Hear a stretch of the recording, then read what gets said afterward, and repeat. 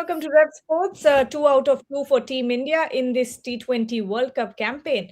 Against Namibia, they won by 93 runs. Of course, 208 runs on the scoreboard in the first innings. And then India did not have any problem whatsoever in defending that total. They bundled out Namibia for 116 in 18.2 overs. Bharat, looking back on this game, what do you think are the learnings here from the first innings? Especially, you saw some mix-ups happening, 2 runouts, if I'm not wrong, and some very very good batting from Ishan Kishan at the top. You saw some good hits by Hardik Pandya as well. What are your thoughts about it? Yeah, there was a small middle order collapse, I guess. There was a time when India were 204 for one and they slipped to 124 for four. And yes, there was a run out or two. And Rinku Singh obviously is not looking in good form. He's struggling a bit against spin bowling. And there is another point that I noted. Namibian spinners definitely lowered their arm, try to change the angle a little bit, and that is something that's interesting to see because obviously India in a couple of days are going to play the master of round arm action and pause Mr. Usman Tarik. So having said so on that basis, that was something interesting to see because the Namibian spinners by lowering their arm definitely troubled the Indian batters. So in some ways that could have served as a preparation for the Indian batters going ahead against Usman Tarik with that pause and what can I say, round arm action. I think that is one of the biggest things to take away from India's point of view. Absolutely, and I'll tell you something even more interesting about that. Erasmus, was bowling that very, very angle delivery to a lot of Indian batters when he was desperate for a wicket. And you know what happened, Bharat? When he was not bowling, when he actually went off, to the boundary line, he was holding his shoulder because it was definitely hurting hurting him. Trying that special delivery that the kind of variation that he's brought in that we haven't seen much, but every time he would go off from his bowling spot, he would just hold his shoulder because obviously it hurt him. That angle hurts. But quite interesting to see what the kind of tactics that they were playing with. And Bharat, do you think the Indian batters were once again tested tonight? Yeah, in some ways, as I noted, they tended to struggle a little bit against spinners, and that is something that even the opposition team, even the Pakistan team, will make a note of because, as you know, there will be five spinners in their lineup, and in Colombo, it will definitely turn. So I think that is the only small cause of concern for the Indian team from India's perspective. Because if you look at the Pakistan team, they will definitely have Shadab Khan, they will have Sai Maib, the part-timer, Abrar Ahmad, Usman Tariq, and Mohammad Nawaz. So I think they will pick five spinners for those conditions in Colombo. So I think that's the only small cause of concern for the Indian setup going into that game. And who knows, Abhishek Sharma might again have to sit out. I don't know because even today Surya Kumar Yadav said that it's still not fine. So if he has to sit out, they're looking at a couple of Indian batters against spin bowling somewhere in the middle order. Tilak Varma as well, to some extent. Rinku Singh have definitely, and two three batters, even Surya Kumar Yadav to an extent, are struggling a little bit against spin bowling. So I think that is the only cause of concern for the Indian team. Someone's asking who is going to be the captain of RR in the middle of World Cup, abhay. I I can't believe that I'm answering an IPL question in the middle of a T20 World Cup. But anyway, freaking awesome here is saying everyone was saying 300 every time, but they should know the fact that Sri Lanka is the only team that has scored 250 plus in T20I World Cup history. India's highest total in T20I World Cups is 218. It's not easy in World Cups. And the kind of wickets also, Bharat, you're seeing tonight was a good wicket as well. A good balance between the bat and ball. It's not easy to just go out there and score 300 runs. Yeah, first is wickets. I think definitely wickets are a little bit different to the kind of wickets that we've seen in the India versus New Zealand T20I series, India versus South Africa T20I series. those were motorways that you tend to see maybe in IndyCar racing somewhere in the USA. That those kind of pitches, it felt that way. But these wickets definitely it has a little bit in it for the spinners. We saw it yesterday as well. The West Indian spinners bowled well. Adil Rashid got 12 degrees turn on one of his offerings. That's a huge amount of turn, 12 degrees turn. So the spinners are definitely coming into play. That's one thing. I think it's also because maybe it's a World Cup. Certain teams, almost all teams, are a little bit skeptical in relation to maybe going gung ho in the power play. What happens is you feel that kind of pressure when you're maybe playing for the country, and you're a little bit cautious, erring on the erring on the caution side, because you don't want to lose too many wickets maybe in the power play. That's what the teams are thinking. So I think that could also be a reason, because you're feeling that little bit of pressure of playing the World Cup. As far as Sri Lanka is concerned, yes, that must be long back. I was maybe perhaps still studying MBA, maybe in 2007 T20 World Cup. I guess it was that match. Maybe it was Sri Lanka Kenya T20 game, whatever it is. That was a different Sri Lankan team. So these days Sri Lanka definitely are not as strong as they used to be. Abhay here is saying the bat. No, this is not the one that I wanted to take. Give me a second. My God, the comments just flew. Yeah, this one. Erasmus has a similar bowling action like Usman. We didn't do well. Is it worry sign to practice more? I don't think Erasmus has a similar bowling action. He does that deliberately. His bowling action is quite normal, like a normal off spinner. But of course, that delivery that you're talking about is the one that he does deliberately. Yeah, I'll say Bharat? I will add a point to that. See, Usman Tarik, whatever it is, if you can settle down against him only when you have that kind of experience. The problem for the Indian team is they have not yet played Usman. That's I think that can go against them, because it's not just about the lower arm.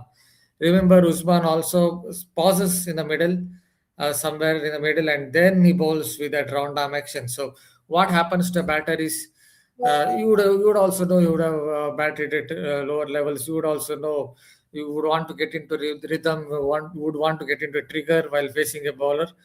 But what happens with the Usman is he pauses in the middle, stop starts, and that is when the batter is, yes, thinking, yeah, when he will deliver the ball. So I think it will take a little bit of time for the Indian batters to adjust. Hopefully, they will try to play him out. I think that's the best way to do it, because they have not played him before. If it turns out to be a slow turner, and if they take too many risks against a bowler who also has the googly, he bowls the googly, he bowls a leg break, and his off break is such that occasionally he has that arm ball, yes, the arm bar, which tends to drift away a little bit from the right hander. So he has the variations as well. So I think if it's a slow turner, the best thing that the Indian team can do is try to play him out and not give him too many wickets. All right. Okay, there's a super chat here. Rinku must be dropped in Pakistan game. He played two criminal innings in both games. Washington should play ahead of him. Washi is better player in spin bowling. Uh, Quite a difficult one to answer, Bharat, because Rinku Singh does sort of change games around on a good day. But what are your thoughts? Two bad games and you want to drop him? Would you want to do that? Rinku Singh also has not been in form in the IPL as well. He was not in great form last year. Yeah, can be done, but I think it's still a fringe selection. Maybe Washington Sundar Vartik brings into the lineup is also bowls those quickish off spin. It can be used as a restrictive option, defensive option in T20 cricket. So it's a fringe selection, and Washington Sundar can come into the equation more so because of his defensive bowling. But I'm not very sure it's a straightforward selection where X player surely should get into head of Y. You can also perhaps add something on it if you want to. On Rinku Singh, You can add I uh, I something. would Just be saying I, something. I wouldn't want to drop Rinku Singh. Uh, Obviously, Washington Sundar gives you that spin option as well, but I still would want to stick with Rinku Singh and see what happens. He's sort of an X factor in the team, and can obviously play way more aggressively than a Washington Sundar, which is what you would want at the bottom of the order. So I think stick with him for a couple of more games, and I think he'll come good. Okay, let's see some more things here, some more questions. The batting order was a concern today. We held Aksar, who is not a dedicated finisher, who can hit well against spinner but not good in depth. Who is a dedicated finisher? We held, as in held back. Yeah. It's not a who can hit well against spinner, but not. He's basically saying he's not good at finishing the innings somewhere in the slog overs. I mean, yes, that's not Aksar's game. Aksar is more more like someone who will come down the order and try to stabilize the innings. But I don't think Aksar Patel is a T20 And type that of is finisher. basically Or Hardik certainly Pandya's role, right? That's yeah, basically exactly. Hardik Pandya's role, Shivam Dubey's role, or Rinku Singh when in form, he's supposed to do that role. So these are the Not three Aksar. batters who are supposed to do it. Nope, not at all. What did you think of Tilak Varma's batting today, Bharat? The same thing, I think, is maybe somewhat similar problem like Rinku Singh sometimes struggles to pick the length early against spin bowling. See, if you ask any expert, if you ask any former cricketer, be it Kevin Peterson, whoever it is, they always talk about picking the length early so that it allows you that little bit of fraction more time to play against spin bowling. And maybe Tilak Verma sometimes gets caught in the crease against spin bowling, and that is why he's not able to use the depth of the crease to go right back or to come well forward. So that could be going against him. It happened in the Asia Cup as well, but at the right time, Tilak Verma came good in the final. Actually, I thought somewhere Jitesh Sharma can replace him before that Asia Cup final, just because he's a better player of spin. But having said that, in the final, he showed great temperament, and that is how Tilak Varma won that game. Hopefully, he will show that kind of a temperament in this World Cup as well. You know what I think, Bharat? I think Tilak does way better when there's a lot of pressure on him. Mhm. And in a match like this, you wouldn't see Tilak Varma pulling a rabbit out of a hat, but put a lot of pressure on him, be it a final or a semi-final, he will come out and play a brilliant innings. And I think that was also reflected in his press conference as well when he was talking about the pressure thing. Someone had asked him about his comeback from the rehab and his injury layover. So he was talking about how he visualizes stuff, that because he's been playing cricket for so long, even if he does not touch a bat for 2 days, it seems like him it seems to him that he's in a different world. And he was talking about how he visualizes putting himself under a lot of pressure. So he would visualize these big games, World Cup semi-finals, or any marquee tournament final, semi-final, where the team needs him to do really well, and he's continuously keeps visualizing those stuff. And that's exactly what happened in the Asia Cup as well. I think it's a subconscious thing where there's a lot of pressure on Tilak Varma. He's able to handle it well because he's already put himself under so much pressure in his mind, when he's visualizing, that he's able to come out and handle that pressure very well. Let's take some more questions. Please talk about where did it go? Please talk about Sanju. Missed the train today as well. Bharat. Yeah, this was his chance. Obviously, this was his chance to make a mark. Yes, even if he had scored a 50 or 60, he would have been dropped anyway because when Abhishek Sharma comes in, he's a sure starter. But this was a chance to at least score a 50 of 20-25 balls against a side that's not exactly top quality side. He even made a good start, 22 of 8 balls or 7 balls, and then he threw his wicket away. So that would really hurt him big time, not just in terms of mental side of things, but also in terms of how he can make a comeback into the Indian setup if in case someone loses form. Because if you can't take this kind of chances, then the management also will make a note that this player is not just in good form, but he's not able to even take this kind of opportunities against an unfancied side. Then and also Sanju Samson is not getting any younger. One has to remember that the selectors don't have the same kind of, what can we say, faith in a player who would be around 30 or just over 30. As we get older, it's very difficult to keep coming back into national side. So I think Sanju Samson is very much on a sticky wicket at present.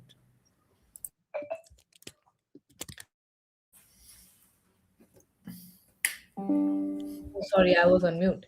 Freaking awesome is saying 180 plus has been chased only once across all venues in Sri Lanka in T20 eyes. 180 plus is a winning total, but bat first and score 180 plus. I am 100% sure Pakistan cannot chase it. Well, that comes down to winning the toss, which is in nobody's hands. You know what? In the toss, secondly, India have to get 180 plus. That's second point to look at, because as I noted, Pakistan will pick five spinners, so it's not going to be that easy to straight away tell that India will score 180 plus, 100% guaranteed. Or 100%, it won't come with a 100% guarantee that India will get 180 plus in those conditions. Yep. And there's a Tom is asking Dubai Hardik bowling in power play is evidence that Arshdeep will give way to spinner in Colombo. Mostly Kuldeep, but knowing Gigi and the way our batters have looked against spin, it may be washy. What do you think, Bharat? I think this is an interesting question because you want to keep that batting till number eight. Because in the two matches, you have been in situations where your batting did collapse for a little bit, consecutive wickets and free falling wickets. So you need someone to come and stabilize the innings at the bottom. So do you sacrifice that for a Kuldeep Yadav, or do you keep Washington Sundar and keep the batting till eight? Yeah, another point to look at is, as I noted, Washington Sundar is also fine defensive spinner. Yesterday we noted, or we saw Roshan Chase bowling defensive spin bowling, firing it in and taking wickets, and also keeping the economy rate and also keeping the scoring rate down. So that is something that Sundar can do. And he also is a very useful batsman down the order. And considering the fact that Pakistan are going to pick five spinners, I think India might just think of Washington Sundar ahead of Kuldeep Yadav. I definitely feel he's an underrated spinner in T20 cricket. If anything, Washington Sundar is slightly an overrated batter in shortest format, but I think he's an underrated spinner in the T20 format because of his ability to just fire it in, get a little bit of bounce. Tall spinner is a high arm action, gets a little bit of overspin as well. So I think he can be a very good defensive spinner in those conditions in Colombo. Okay. The way Shivam and Hardik are bowling in the power play sign of chopping Arshdeep. Same question here. Disappointed with Sanju today. Is Rinku getting too many chances? And when do we get the ROI on him? Rinku Singh is a human being, not a system or a software. But but I think he'll come good. I think he will play against Pakistan as well. That's my hunch feeling. Let's see what happens there. In the India versus Pakistan game, True Wicket is asking India needs Aksar and Washi as Babar struggles a lot against finger spinners. His strike rate drops against them. Thoughts? When has Babar Azam's strike rate gone up in the recent past? Maybe, yeah, but against certain kinds of spinners, I think it drops even more. That's a reasonably valid point. Although, at least in this World Cup, at least in one of the games that I saw in this World Cup, Babar Azam at least looked in better touch than what he did in some of the games that I saw in the Big Bash League. But he's someone who takes his own time. He's more of an old school batter in the sense that he will score maybe 30 of 20 balls, 25 balls at best. But in those conditions in Colombo, who knows? 30 of 25 balls might still be good enough. Having said that, I think the biggest problem against spin, whatever I've seen, especially in Test cricket, is that his left arm spinners tends to go back to deliveries when you feel that you should be forward. And I think he gets trapped in front quite a bit. Simon Harmer had him on a toast in a couple of innings in Pakistan last year. And you know what is quite interesting to think about, Bharat? We were all saying, obviously, that Delhi is an extended practice for Colombo because of the way that the wickets are a little bit slow and low, gives assistance to the spinners a little bit. And now that you think of Erasmus bowling like that, they're also practicing, they've also somewhat practiced against Who Usman Tarik. knows? So they Who actually knows the turned out to be an Indian? extension of. I'm just joking. I'm just joking. Who knows? The Indian batters or themselves went to Erasmus and said to him that you try to bowl with a lot of action. We want to practice. We want to practice for Usman Tarik. Sam is so many Sam and Toms. What's going on? Sam is asking, is Rinku going to play against Pakistan? See, my hunch says that he will play, but at the same time, we don't know what will happen. Tomorrow, Rev Sports, half of the Rev Sports team is already in Colombo. Tomorrow, me and Rohit will also be there. So once we have a look at the practice session, once we get an idea from the press conferences as well, what happens, we will obviously let you know what we think is going to happen. But at this point, we can't say anything about it Better to except ask an astrologer. I know a couple of good astrologers. Maybe we can. love that should be done. Okay, final couple of minutes on the show. Sundar in place of Sundar in place of Aksar and Kuldeep in place of Arshdeep, or you Also, suggest Bumrah. Wow.